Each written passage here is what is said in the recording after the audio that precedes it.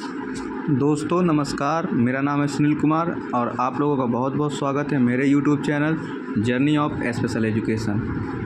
और जैसा कि आप लोग जानते हैं कि आइडियोलॉजी का टॉपिक चल रहा है और इससे पहले ऑलरेडी 3-4 वीडियो पढ़ चुके हैं। जो 3-4 क्लासेस हैं वो हो चुकी हैं और ये इसका नेक्स्ट क्लास है और ये लगभग लास्ट क्लास है आइडियोलॉजी का, क्योंकि लगभग सारा टॉपिक कवर हो गया। जो इम्पोर्टेंट टॉपिक है वो सारा कवर हो चुका है और बाकी जो था वो लास्ट ये जो क्लास है इसमें कवर हो जाएगा।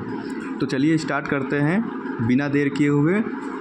तो सबसे पहले हम लोग डिस्कस करेंगे किस पे, औपचारिक और अनौपचारिक, मतलब फॉर्मल और इनफॉर्मल असेसमेंट जो होता है सुनने से संबंधित, उस पे हम लोग डिस्कस करेंगे। तो पहले तो बता देते हैं नॉर्मल, फॉर्मल और इनफॉर्मल के बारे में बता देते हैं, बाकी आप लोग बाद में समझ ही जाएंगे, हमको ज़्यादा बोलने का ज़रूरत ही नहीं पड़ेगा। फॉर्मल मतलब जब हम कोई भी काम नियमानुसार करते हैं, किसी पैरामीटर के अकॉर्डिंग करते हैं, किसी नियम के अनुसार करते हैं, तो वहाँ पर फॉर्मल होगा। अगर विदाउट नियमानुसार करते हैं, विदाउट किसी पैरामीटर के करते हैं, विदाउट किसी टूल्स के, या बस ऐसे नॉर्मली जब हम असेसमेंट करते हैं या कोई कार्य करते हैं, तो मतलब मूल्यांकन करते हैं या जांच पड़ताल करते हैं, ऐसा बस नॉर्मली जज करते हैं खाली सामने से, तो वहाँ पर अनौपचारिक मूल्यांकन होगा। तो आई होप कि यहाँ पर आप लोग समझ गए कि औपचारिक और अनौपचारिक क्या होगा। जब हम विदाउट रूल्स या विदाउट टूल्स के या विदाउट पैरामीटर्स के हम किसी का मूल्यांकन करेंगे तो वो अनौपचारिक में जाएगा। और जब हम इसका उल्टा करेंगे, मतलब पैरामीटर्स होगा, रूल्स होगा, टूल्स होगा, ये सारे सब कुछ होंगे, तो वहाँ पर क्या होगा, औपचारिक मूल्यांकन वहाँ पर होगा। तो आई होप ये समझ गए। और जो मूल्यांकन है वो 2 प्रकार का है, ऊपर लिखा हुआ है, औपचारिक अनौपचारिक। तो औपचारिक इनफॉर्मल में क्या होगा, इनफॉर्मल में क्या करते हैं, वो केवल स्क्रीनिंग कर देते हैं, मतलब जांच कर देते हैं। जैसे हम बोले ना कि वो मतलब एक आंकड़ा लगा के, एक मतलब आइडिया लगा के वो जांच कर देते हैं कि हाँ इसको ये दिक्कत है। फिर हमको उसको एकदम कंफर्म या कम्प्लीटली उस समस्या का एकदम रियल स्टेटस जानने के लिए, मतलब करंट स्टेटस जानने के लिए, किस कंडीशन में है, ये सारा जानने के लिए हमको फॉर्मल टेस्ट कराने पड़ते हैं। जब तक अगर हम फॉर्मल टेस्ट नहीं कराएंगे तो हमको पता नहीं चलेगा कि मतलब समस्या किस लेवल पे है। तो इसीलिए जब हमको पता चल जाता है कि हाँ ये प्रॉब्लम है, तो फिर हम उसका फॉर्मल टेस्ट करवाते हैं। और इसके बाद फॉर्मल टेस्ट में जब हम जाएंगे तो फॉर्मल टेस्ट में जो है उसमें 2 प्रकार होते हैं, एक सब्जेक्टिव होता है, एक ऑब्जेक्टिव होता है। सब्जेक्टिव का जब हम बात करते हैं तो सब्जेक्टिव, ऑब्जेक्टिव, थोड़ा सा इसको थोड़ा सा ट्रिक से समझ लेंगे। सब्जेक्टिव मतलब सपोर्ट। आप देखिए ट्यूनिंग फॉर्क क्या होता है, और फिर पीटीए में क्या होता है, फिर स्पीच में क्या होता है, बिहेवियर में क्या होता है, मतलब वो रिस्पांस कुछ ना कुछ करता है, बोलता है या कुछ करता है। इस टाइप का बिहेवियर ऑब्जर्वेशन जब हम करते हैं, तो बिहेवियर ऑब्जर्वेशन करेंगे तो कैसे करेंगे, कुछ बोलेगा, कुछ एक्टिविटी करेगा, तभी ना भी उसके व्यवहार का हम लोग ऑब्जर्वेशन करेंगे, अवलोकन करेंगे, तो उससे हमें पता चल जाएगा। या कुछ उसको उस टाइप का कुछ बोलेंगे तो मतलब एक्टिविटी ज़रूर करेगा, एक्टिविटी जो है वो इन्वॉल्व रहेगा। सब्जेक्टिव मतलब उसका सपोर्ट चाहिए, सहयोग चाहिए। सब्जेक्टिव और सहयोग, जब तक मतलब सहयोग नहीं होगा तब तक जो सब्जेक्टिव टेस्ट है वो नहीं होगा। और सेम इसका उल्टा हम जब कर देंगे, ऑब्जेक्टिव में जाएंगे, तो ऑब्जेक्टिव में जब जाते हैं तो यहाँ पर किसी सपोर्ट का ज़रूरत नहीं होता है। बेरा टेस्ट जो होता है वो नॉर्मली छोटे बच्चों पे होता है, फिर उसी के बाद ऑटो अकोस्टिक टेस्ट होता है, ये भी छोटे बच्चों पे ही होता है। अभी मैं बारी बारी से बताऊंगा सारा, ये तो बस आ गया। फिर इसके बाद इमिटेंस जो होता है वो ईयर ड्रम और मिडिल ईयर की स्थिति को डिसाइड करता है। तो ये आपका दोनों हो गया, ठीक। तो आप पहले यहाँ पर डिवाइडेशन कर देते हैं, फिर उसके बाद नंबरिंग से बताते हैं। देखिए ट्यूनिंग फॉर टेस्ट जो होता है, तो आप यहाँ पर डायग्राम बना है, आप लोग सभी को पता, डायग्राम आप लोग देखे होंगे, ये ट्यूनिंग फॉर टेस्ट का डायग्राम है। तो मैंने बना दिया है छोटा सा, तो यहाँ पर आप लोग समझ लीजिए। और ज़्यादा बड़ा बनाना है तो फिर ये लो भाई बड़ा बना दिए। ठीक, ट्यूनिंग फॉर टेस्ट है ये, इसका डायग्राम है। और फिर इसको क्या करते हैं, फोर हेड पर रख कर इसको कंपन करते हैं, और फिर कान के पीछे भी इसको थोड़ा सा इसमें वाइब्रेट करते हैं, जिससे कि मतलब चारों तरफ से वाइब्रेट करते हैं, जिससे कि पता चल जाए कि हाँ बच्चे को किस लेवल पर सुनाई दे रहा है।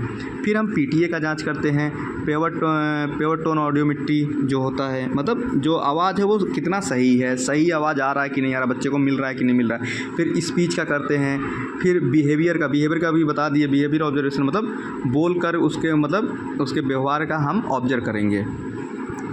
फिर इसके बाद बेरा का बताए दिए हैं, नवजात शिशु पे होता है। एकॉस्टिक जो होता है एमिशंस होता है। इनर ईयर में जो हेयर सेल्स हैं उसके कार्य को मापता है, मतलब हेयर सेल्स जो होते हैं बाल, इसको हिंदी में बाल कोशिकाएं कहते हैं। ठीक, तो इंग्लिश में ही इसको पकड़ के रखिए, और हिंदी में क्या है कि दिमाग से भूल जाते हैं, तो इसलिए जो ये OE होता है, ऑटो एकॉस्टिक होता है, ये इनर ईयर जो आंतरिक कान है, हिंदी बता दे रहे, आंतरिक कान है, जो उसके अंदर का हेयर सेल्स है वो उसका जो फंक्शन है उसको मेजरमेंट करता है। ठीक, और नेक्स्ट है जो इमिटेंस जो है वो ईयर ड्रम और मिडिल ईयर की स्थिति को डिसाइड करता है। तो चलिए नेक्स्ट क्वेश्चन पे चलते हैं। फिर इसके बाद जो ट्यूनिंग फॉर टेस्ट है उसका टाइप्स है। टाइप्स कितना, 4 प्रकार का टाइप्स है, आप देख लिए। रिने फोर्क है, वेबर है, स्कॉच बैच है, फिर विंग्स है। और उसके बाद फिर हम बात करेंगे नेक्स्ट क्वेश्चन का, हेयरिंग एड क्या है, व्हाट इज़ हेयरिंग एड। तो हेयरिंग एड आप लोग जानते हैं कि श्रवण जो हेयरिंग एड एक ऐसा टूल्स है या ऐसा मशीन है जिसके द्वारा हम साउंड को बढ़ाकर, ठीक है ना, जिस बच्चे को हेयरिंग एड लग रहा है वो पहले तो हमको पता करना, उसका चेक करना होता है कि बच्चे के पास सुनने की क्षमता है कि नहीं है। उस सुनने की क्षमता के अकॉर्डिंग है तो ठीक है, फिर उसका जो कहते नहीं है बची हुई श्रवण क्षमता का उपयोग करना, तो वो जो बची हुई श्रवण क्षमता है उसका जब हम उपयोग कैसे करेंगे, इसी हेयरिंग एड के माध्यम से ही हम उसका उपयोग करते हैं। तो उसका हेल्प करना किसका, बच्चे या व्यक्ति का जो उसके अंदर सुनने की क्षमता है, और ये क्या करता है, साउंड को बढ़ा के देता है उसके लेवल को, मतलब इन्वायरमेंट में जो साउंड अवेलेबल है उसके अकॉर्डिंग ये साउंड उसको बढ़ा के देता है कि जो इन्वायरमेंट में साउंड आ रहा है, जैसे नॉर्मल लोग सुनते हैं या इस टाइप का, मतलब समथिंग उसी के, मतलब वो जितने पे सुन ले उसी के अकॉर्डिंग वो साउंड बढ़ा कर देता है। फिर अगर हम हेयरिंग एड का बात करें, टाइप्स ऑफ हेयरिंग एड का, श्रवण यंत्र के प्रकार का, तो श्रवण यंत्र में क्या होता है, 2 प्रकार है, एक इंडिविजुअल है मतलब एक व्यक्तिगत है, और एक सामूहिक है। एक व्यक्तिगत श्रवण यंत्र है और दूसरा है सामूहिक श्रवण यंत्र। तो पहले में हम बात करेंगे, पहला कौन सा है, पॉकेट लेवल जो हेयरिंग लॉस है, पॉकेट लेवल हेयरिंग एड है, माफ़ करिएगा, पॉकेट लेवल हेयरिंग एड है। तो मैंने सारा डायग्राम लगा दिया है, आप लोग नीचे देख लीजिएगा, मैंने नीचे सारा डायग्राम लगा दिया है, जितना भी हेयरिंग एड है यहाँ पर, हेयरिंग एड जितना भी लिखा है, इंडिविजुअल हेयरिंग एड जितना भी है सबका मैंने नीचे डायग्राम लगा दिया है, आप लोग देख लीजिएगा। तो फटाफट बताते हैं और फटाफट डायग्राम देख के आप लोग समझते रहिएगा। Sorry, pocket level hearing aid है, बिहाइंड BTA है, ITE है, इन द ईयर ICI है, completely in the canal, completely in canal चश्मा नुमा मतलब चश्मे का आकार का होता है, कोक्लिया इम्प्लांट होता है। तो चलिए आपको 1 बाय 1 दिखाते हैं। ये BTA हो गया, ये ITE हो गया, और ये CIC हो गया, ये पॉकेट लेवल हो गया, ये चश्मा वाला हो गया, और ये कोक्लिया इम्प्लांट हो गया। अब यहाँ पर सामूहिक श्रवण यंत्र का देख लीजिए। सामूहिक श्रवण यंत्र हार्डवेयर सिस्टम, इसमें हार्डवेयर से समझ जाइए कि मतलब तार सिस्टम है। हार्डवेयर में क्या होता है, जैसे मान लो ऐसा क्लासरूम है ये, और इसके चारों तरफ क्या होता है, ये क्लासरूम का अंदर का, ये अंदर का एरिया है, तो इसके चारों तरफ क्या होता है, एयर फैला रहता है, और सब में मतलब पूरा जो इसमें है यहाँ पर सारे बच्चे होते हैं ऐसे, और यहाँ पे टीचर। तो इन सारे जो बच्चे होते हैं जिनके पास हेयरिंग एड है, इन सारे का कनेक्टिविटी जो है, कनेक्शन जो है, ये टीचर का जो माइक्रोफोन होता है वहाँ पर सारा कनेक्टिविटी होता है। तो जब टीचर बोलते हैं तो ये सारे बच्चों को सुनाई देता है। ठीक है। फिर इंडक्शन है, एफएम सिस्टम है, स्पीच ट्रेनर है, और उसके बाद नंबर 4 है आइडियोग्राम। क्या है? आइडियोग्राम मोस्ट इम्पॉर्टेंट क्वेश्चन, आप लोग जानते हैं, बिना इसके कुछ होना ही नहीं है। ऑडियोमीटर प्लस आइडियोग्राम, इसके बिना कुछ होना ही नहीं है। और फिर इसके बाद क्या होता है, आप लोग जानते ही हैं, इस पे क्या होता है, जो भी बच्चे का हेयरिंग टेस्ट किया जाता है ऑडियोमीटर के द्वारा, जो भी डीबी आता है उस बच्चे का, जितना भी डीबी आता है इसी आइडियोग्राम पे दर्शाया जाता है, जिससे कि उसको पता चल सके, जो ऑडियोलॉजिस्ट है उसको पता चल सके कि बच्चे का हेयरिंग लॉस किस लेवल पर है, माइल्ड, मॉडरेट, सीवियर, प्रोफाउंड किस लेवल पे है। तो यहाँ पर लिखा है आइडियोग्राम एक ग्राफ है जो ऑडियोमीटर द्वारा मापी जाती है, मानकीकृत है। हमने बोला ना कि मतलब ये एकदम सूटेबल एग्जैक्ट आपको नंबर देगा कि हाँ 10 से 25 क्या होता है, नॉर्मल होता है, और 25 के बाद माइल्ड। तो अगर 25 के बाद निकलता है, 25 के ऊपर निकलता है तो बच्चा क्या है, माइल्ड है, मतलब उसके हल्का सुनने में प्रॉब्लम है। तो द्वारा एक सिर्फ सीमा को दर्शाता है। वाई जो है, वाई वाला जो है वो डेसिबल में मापा जाएगा, और एक्स वाला जो है हार्टेज में मापा जाएगा। और फिर चलिए क्या है, parts of hearing ads. Hearing aid का कौन कौन से पार्ट्स होते हैं, माइक्रोफोन होता है, एम्पलीफायर होता है। माइक्रोफोन जानते हैं, ये एम्पलीफायर मतलब क्या होता है, आवाज़ को बढ़ा के देता है। रिसीवर आप जानते हैं, रिसीव करता है। बैटरी वो काम करता है, बिना बैटरी कुछ होगा नहीं। वॉल्यूम कंट्रोलर कम ज़्यादा। प्रोग्राम बटन प्रोग्राम सेट करता है। माइक्रोपोर्ट, ये फिर साउंड ट्यूब होता है, फिर ईयर मोल्ड होता है। उसके बाद एक क्वेश्चन है बाइन्यूरल हेयरिंग एड। इसमें क्या होता है, जो बच्चा या व्यक्ति है वो दोनों कान में हेयरिंग एड लगाते हैं, और उसके माध्यम से वो इन्वायरमेंट के साउंड को ईजिली सुन पाते हैं, मतलब उनको सुनने में हेल्प होता है। और अब एक सारा सब कुछ हो गया है, बाइन्यूरल हो गया है, और हेयरिंग एड के बारे में हो गया है, सब कुछ हो गया है। अब बात करेंगे लास्ट क्वेश्चन का, जो स्पीच बनाना है। तो अभी ऊपर हम लोग बात किए हैं कि मतलब आइडियोग्राम के बारे में बात किए हैं ऊपर जो। तो यहाँ पर आप लोग देख लीजिए, तो ये आइडियोग्राम स्पीच बनाना क्या होता है। जब